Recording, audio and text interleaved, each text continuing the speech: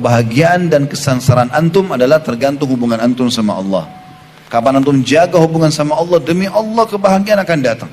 Walaupun antum tinggal di sebuah gubuk yang kecil, walaupun antum cuma makan roti yang kering. Dan kapan antum durhaka dengan sang pencipta Allah, maka terjadilah hal-hal yang tidak diinginkan. Walaupun rumahnya besar, makanannya banyak, mobilnya mewah, penyakitan, punya masalah banyak, sesak dadanya. Itu sudah sunnatullah. Dan Allah mengatakan, walan tajida li sunnatillahi tabdila.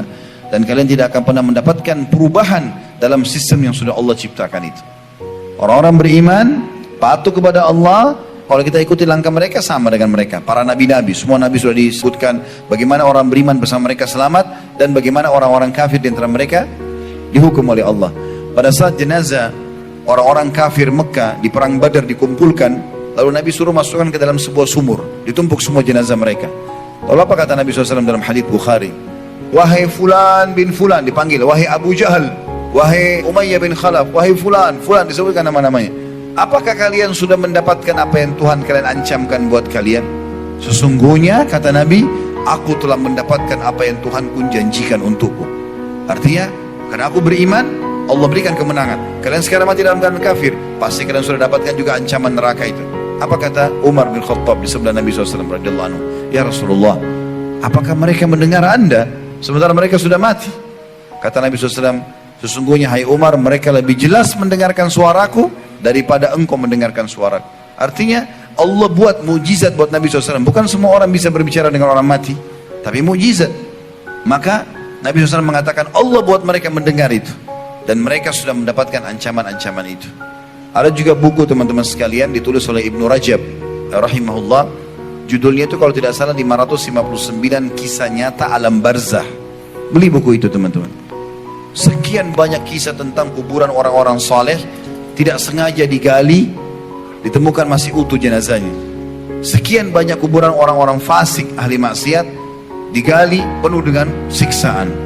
Waktu di zaman Muawiyah radhiyallahu anhu, salah satu sahabat Nabi yang mulia, tepatnya kurang lebih 50 tahun setelah perang Uhud.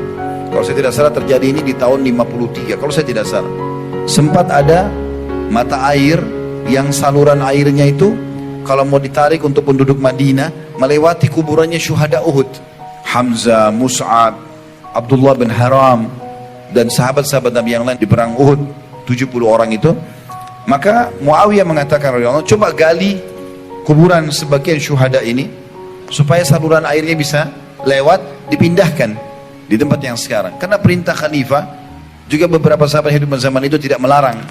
Maka dilakukanlah. Subhanallah, di antara yang tergali adalah kuburannya sahabat yang mulia Hamzah, dan juga Abdullah bin Haram dan Amr bin Jamuh. 3 sahabat ini yang terutama yang kena galian kuburan itu.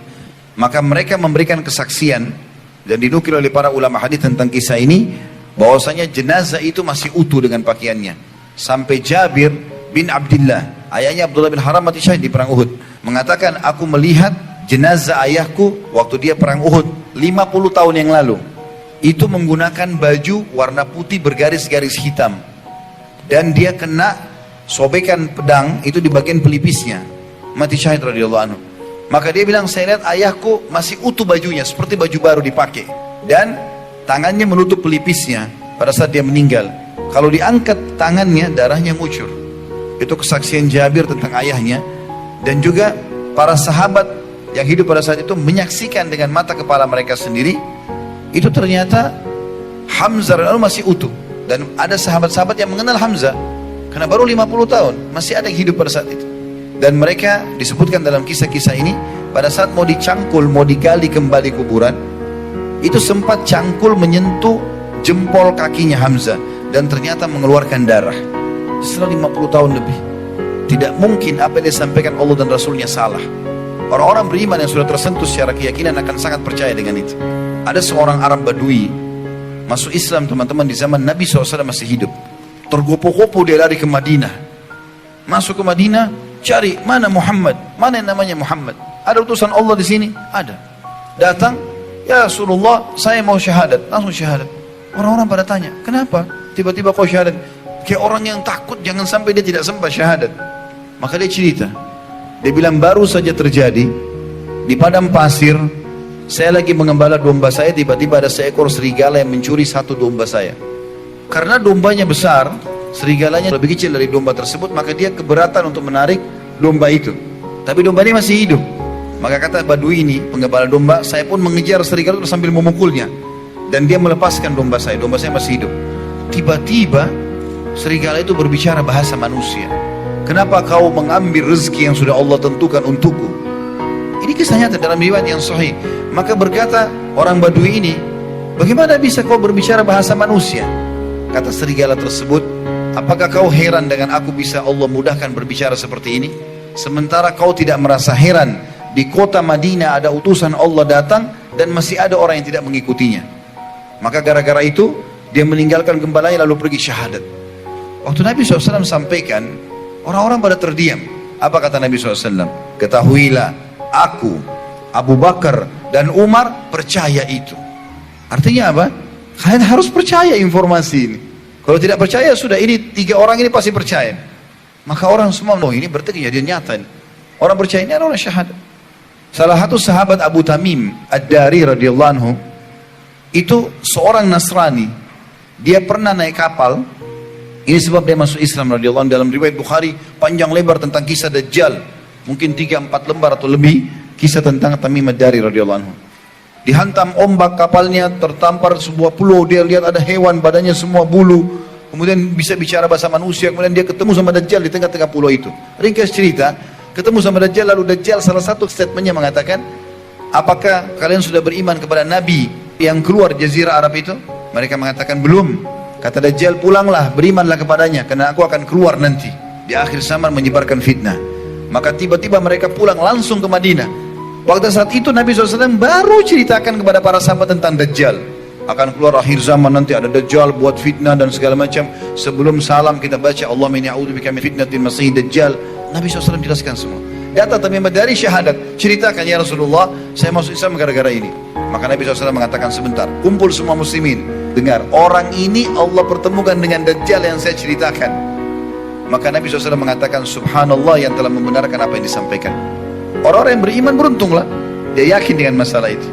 Ada seorang salafus saleh dari kalangan tabi'in dulu, tapi saya tidak terlintas sekarang namanya tentunya. Diceritakan oleh Ibnu Rajab juga dalam buku itu, seingat saya, dia bilang orang ini tiba-tiba menangis terisak-isak pada saat jenazah adiknya dimasukkan ke kuburan. Padahal dia seorang alim, dia tahu. Kita kan tidak boleh niyaha, memukul-mukul badan, menarik rambut, teriak-teriak, doain yang tidak benar, menyesal-menyesal kenapa si fulan mati, nggak boleh. Teteskan air mata iya, tapi teriak-teriak ini nggak boleh dalam Islam. Nabi SAW mengatakan sesungguhnya mayit tersiksa dengan niyaha itu. Maka orang ini pulang, dia nggak bisa kontrol dirinya, terisak-isak nangis. Murid-muridnya pada katakan, wahai imam, wahai guru kami, bukankah anda menyampaikan kalau Nabi SAW melarang untuk seperti ini? Bagaimana bisa anda lakukan? Apa yang anda khawatirkan?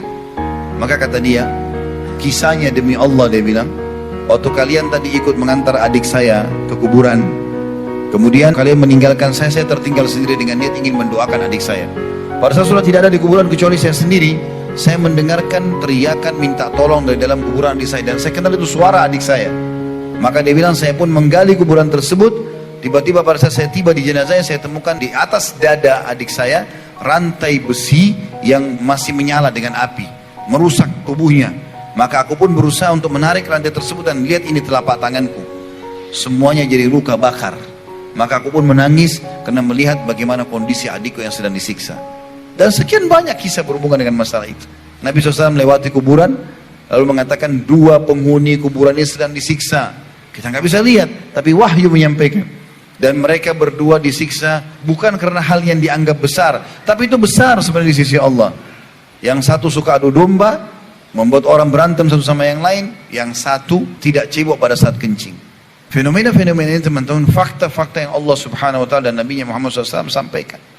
Dan sekian banyak tentunya berita-berita seperti ini.